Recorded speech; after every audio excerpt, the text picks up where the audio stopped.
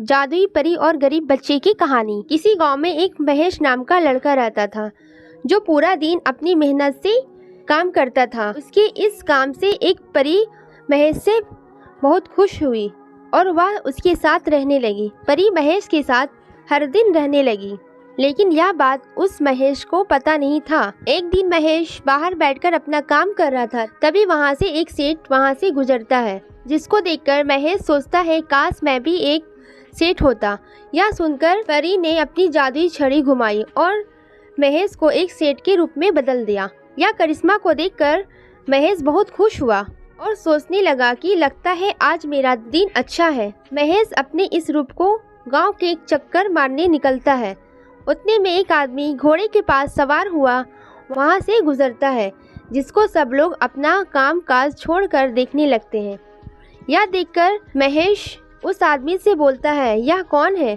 सुनो, ये कौन है जो घोड़े पर जा रहा है? उस आदमी ने उत्तर देता है, ये सेनापति है जो हमारी रक्षा करता है। यह सुन के महेश फिर सोच में पड़ जाता है। वो मन में सोचने लगता है काश मैं भी सेनापति होता। फिर क्या था, फिर परी ने महेश की यह बात सुन ली और परी फिर एक जादुई छड़ी को घुमाई और महेश एक सिपाही के रूप में बदल गया। अब सिपाही बनकर महेश बाकी सिपाहियों के साथ काम करने जुड़ जाता है। थोड़ी देर महेश काम करने के बाद वह देखता है कि कुछ सिपाही एक आदमी से बहुत अच्छे से उससे बात कर रहे हैं। सिपाही बोलता है, यह मंत्री है जिनका आदेश हमें मानना होता है। महेश फिर सोचने लगता है कि मैं भी मंत्री होता, काश मैं भी मंत्री होता। मुझे इनका आदेश नहीं बल्कि मैं सबको हुक्म देता। बस उसने सोचा और परी ने फिर छड़ी को घुमाया और महेश मंत्री के रूप में बदल गया। फिर महेश बहुत खुश होता है। थोड़ी देर के बाद राजा महल से वहां आते हैं और सभी लोग राजा को आदर करते हुए खड़े हो जाते हैं। राजा के बाद वहां एक साधु आते हैं, जिनके सम्मान और आदर करते हुए सारे मंत्री और राजा भी खड़े होते हैं।